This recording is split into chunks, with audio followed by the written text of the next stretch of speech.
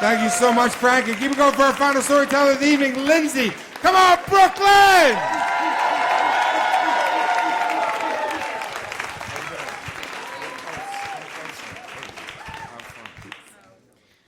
So I am also a New York City public school teacher.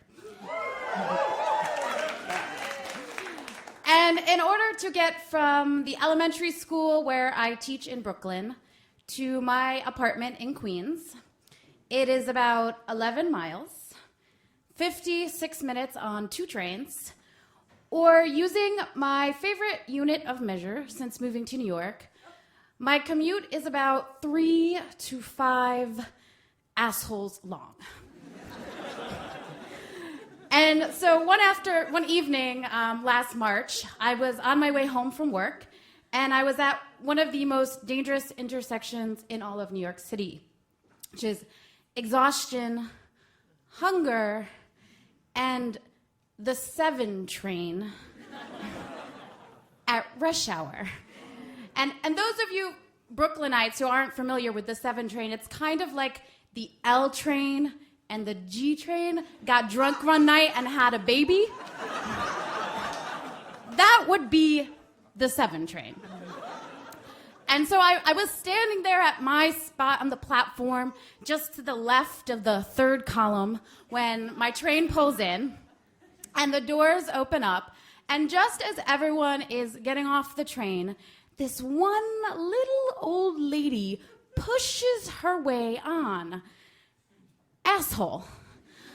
Finally, everyone gets off, and it's my turn to get on. And as I do, there's now this man standing in the doorway of the train. Asshole. So I have to sort of push my way around him in order to get on. And when I do, I see this woman just dash for the last available seat. And so as the train pulls out of the station, I'm kind of holding onto the pole and have my gym bag on one hand. It was the one time I went to the gym, and then I canceled my membership. And then my work bag on the other.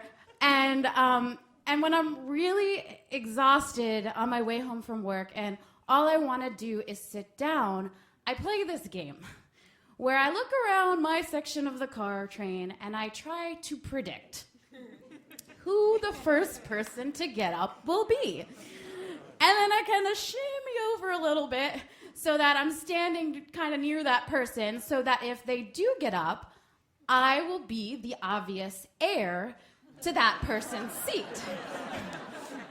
And so I looked around my section of the car and I saw a woman look up from her phone.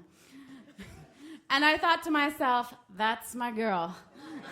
And so I shifted over a little bit, so I was standing just to the left of her. And 2 stops later, I was right. She got up.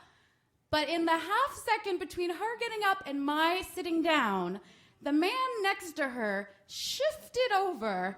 So he was now taking up 1.5 seats. But I sat down anyway.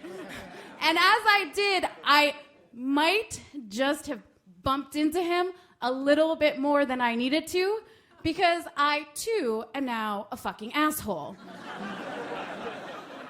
And so I'm sitting there enjoying my seat for the next 5 or 6 stops till I get to where I get off in Jackson Heights.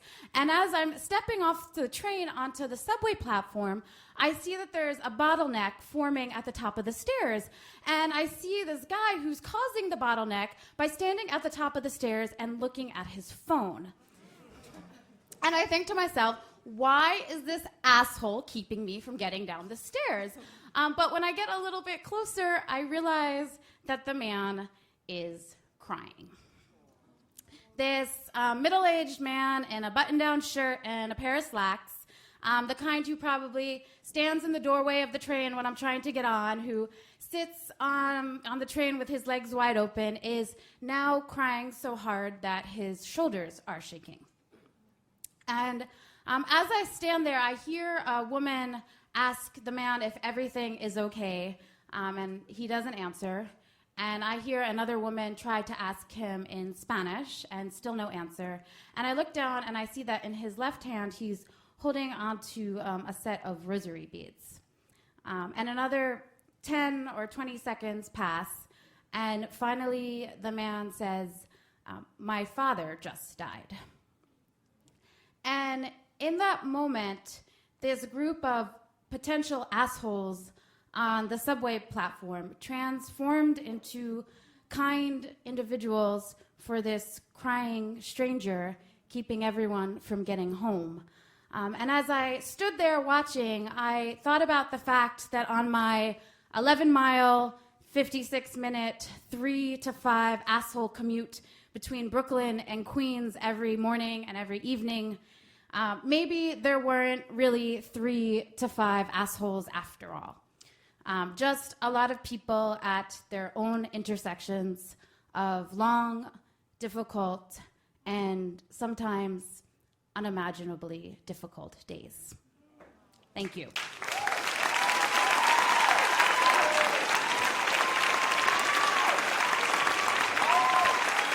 Ladies and gentlemen, that was Lindsey.